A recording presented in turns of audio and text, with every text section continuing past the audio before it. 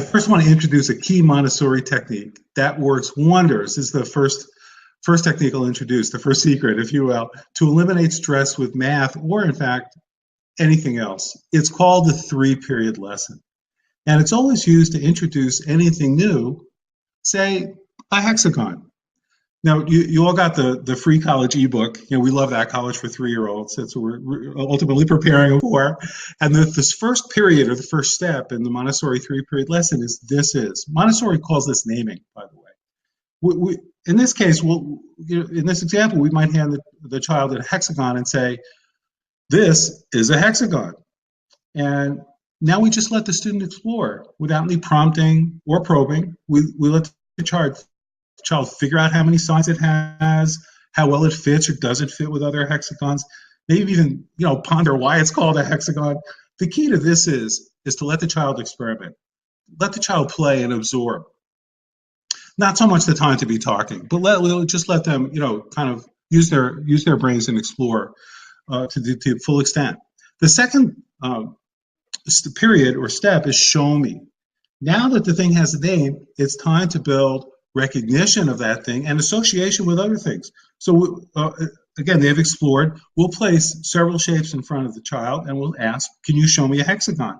Usually the child will point at the hexagon, but if the child points at something else or doesn't know, no worries.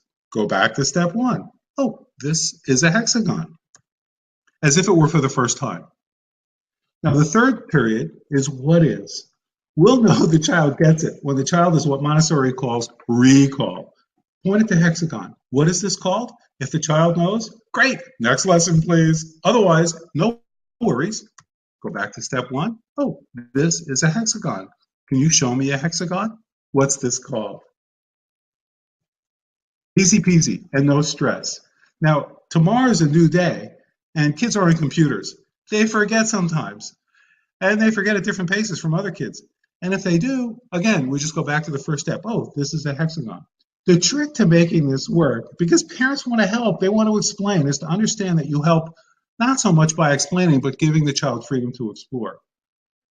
It might help to think of yourself, maybe not as much of a teacher, but more of, say, a learning assistant, creating the ideal environment, both physical and emotional, not for you to teach, but for your children to learn, which may go a long way towards explaining why public schools don't work very well and why Montessori schools, when you walk in, the environment's amazing. It's for kids. They have tiny chairs and tables and sinks and toilet seats. It's not a place for an adult to sit or go to the bathroom for that matter. All right.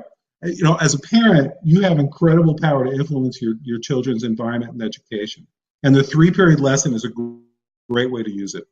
It's part of the Montessori philosophy that says, teach, don't correct. Because when students learn to identify their own mistakes, they're really learning. That's what we want to give them the ability to do. It's going to help them set their own pace, which we'll talk about in a moment. And we'll also talk about mistakes and how to deal with them in a different upcoming webinar. It's such a huge topic on its own that actually deserves its own webinar. Okay, so parents who use the 3-period lesson are very well rewarded with curious and capable children. Those kids may still write on the walls, but your home will be a learning palace. All right, let's talk about how we can implement individualized pacing for these kids. They're certainly pacing the way they're learning things with a 3-period lesson. But we, at Schiller Math, we've come up with this concept that we call the 2 C's. And they stand for competency and closure. Now, we all recognize competence when we see it. And by the way, these pictures are from, James found this awesome YouTube video. It's great. And it's about, really explains this whole concept of competence in video and closure in pictures. Competence is the primary goal of nearly every learning system, Schiller Math included. But there's 3 dangers that lurk when competence is the sole focus. By the way, I just want to let you know, as I'm talking, you are more than welcome to chat and add questions. I know Antoinette has posted something there. So if anything I'm saying doesn't, completely, resonate with you, please let us know, and we can cover that in more detail. All right, I want to talk about the 3 dangers that are there when competence is the sole focus. It may sound odd, right? A little unconventional, but hear me out. First, have you ever seen your child get something and yet she wants to repeat that lesson over and over and over and over. This usually happens when the learning style of the child matches the learning style of the lesson. They're both kinesthetic, they're both visual, whatever. Our first impulse is to say, oh, honey, I see you've got this. Why don't we move on? But actually, that's counterproductive. Through repetition driven by the child, she's building interesting connections and pathways in the brain that are the core of a solid foundation. Montessori says, never interrupt a focused and concentrated child. So resist the urge to intervene. We even suggest walking away, saying, I'm so impressed by your focus and concentration. I'm going to tend to the garden. Let me know when you're ready to move on. That's one danger. The danger of wanting to get involved and move the child along because they have confidence. Let them get closure. The second danger is that by stressing the importance of the result, competence, parents are in a way teaching that the process is not as important as the result. You know, people say, oh, if only I could do this, I'd be happy. But, you know, most people, happy people, realize that happiness is a process. We get that process down, we're basically always going to be happy. It's really no different with math. It's true in business, having as well as in life. Having a great process results in much better outcomes and well-being. And that's why saying, I'm so impressed by your focus and concentration sends a reassuring message that their process is good and provides comfort to the child that the result will be too. And the third danger is when the educator pushes the child to move on before that child has closure, the child will experience anxiety. The child will not be given the opportunity as well to become aware, self-aware of the fact that they're going through a process. Now, we really work on kind of metacognition at Schiller Math. We don't call it that anywhere, but that's really what we're trying to focus on. Teach kids to be self-aware of how they're learning and how to learn in general. So the more a child is self-aware of the process of learning, of achieving the 2 C's, the greater the increase in that child's capacity for learning. So let's not remove that great ability building just because we're focusing on competence. Now, in terms of closure, that's the second C, is letting that student get closure on their own terms. They may get it, but boy, she spent, look at this picture, she spent hours working on this thing till she got it. Moving on before that child has closure would create anxiety in this girl. And it's going to hinder development of those very valuable focus and concentration skills. You know, I've often wondered why so many kids today have ADD and ADHD. And I believe it's often because adults don't let them get closure. At Schiller Math, we've seen children work in the same lesson for 3 days in a row, and I think that's awesome. It's a great thing. They're getting closure.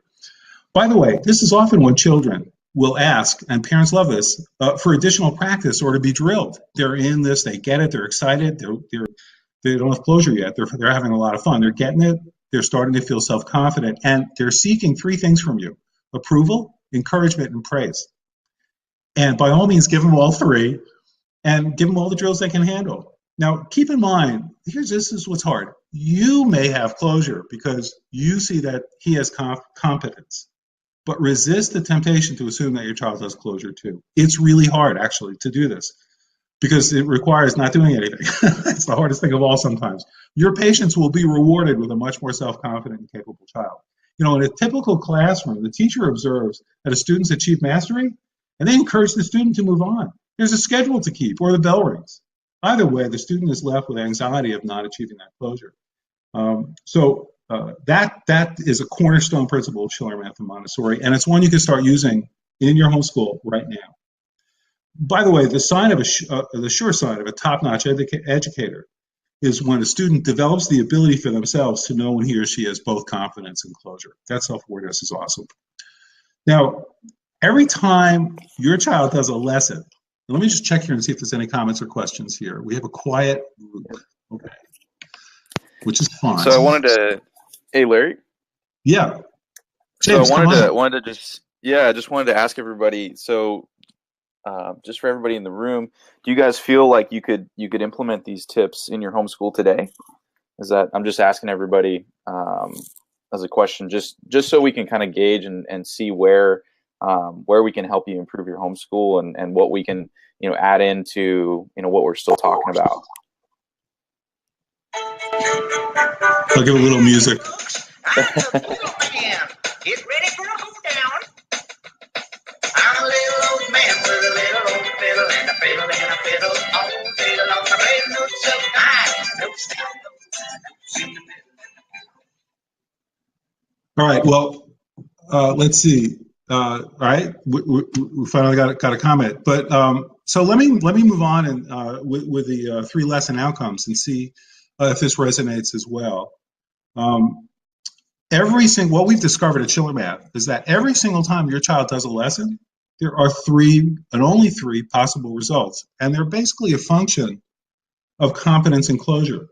So here's how. And by the way, in schools, typically all 3 outcomes are bad. They're bad outcomes. Either well, we'll see as we go through them. So the first case is where the child gets fast competency and fast closure. They get it, but they're ready to move on. They don't want to drill, they don't want to practice, and this usually happens, strangely enough, when the learning style of the student is different than that of the lesson, because they're not that interested in it. So if the kid's kinesthetic and they want to run and jump and dance around, and the lesson is visual or involves writing, that child, the lesson requires him to sit and hold a pencil and draw something. That child just wants to run around and jump and dance, and they're going to want to be done with that lesson as quickly as possible. So they get it, but repetition or drilling in this case is not appropriate. It's only going to foster frustration in them. It's making them do something they really don't want to do. They have no interest in doing, and there's no benefit from forcing them to do it. So after all, they got it.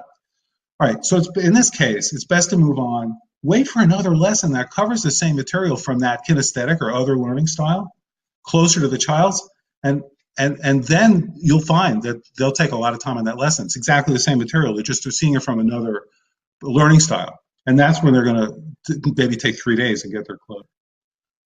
So fast competency and fast closure, they get it right away. They're done with it. Means next lesson, please. All right, let's take a look at the next case, second or third cases, which is fast competency and slow closure. And this is what we've been talking about primarily for the last 10 minutes. The child gets it, they like it, enough said, we let them do their own thing. Now, James, I love this. It's very funny, this poor kid. I mean, I'm empathetic to him. The full video is unbelievably hilarious. I might send that out in the notes for everybody, because the kid spends a full 2 minutes just having a time. Dad's just sitting there laughing. I particularly enjoyed that too. Yeah. And it's also, for me, it's a bit autobiographical, because I'm the world's worst golfer, so this was like perfect. Well, I don't know about that. I shot a 90 on 9 holes of golf, so we might be in the weeds together. I think so. Sounds like it. So what about the poor kid? Well, obviously the student doesn't get it, closure or not, and the 3-period lesson doesn't seem to be sticking. In this case, the most likely explanation is that, the child's simply not developmentally ready for this lesson. This particular child's clearly not emotionally ready either. Now, another possibility is that there's a learning style mismatch, and no amount of prodding is going to change that reality. If there's a learning style mismatch, we're not going to magically, fix that. So let's pay attention to what reality is and not judge it. Whatever the cause, we suggest putting that lesson aside for now, making it a lesson to revisit on the completed worksheet, which comes with every lesson book. And I think, do we have that somewhere? I think in yesterday's webinar, we were able to show you what that looked like. The worksheet's on the next slide. Oh, it's on the next slide? Great. Thank you. Perfect. Mm-hmm. So this is simple, but what I love about this worksheet is the student they can write their own name, but after every lesson, they initial it. Kids love that. It inspires them to do more work. It's really interesting. At any rate, with this lesson that they didn't get, it inspires them to want to revisit that. We want to set up an environment where they're inspired to revisit it. But they're going to get a second, third, and fourth shot at revisiting that same concept from different learning styles. Now, by itself, drilling doesn't promote understanding.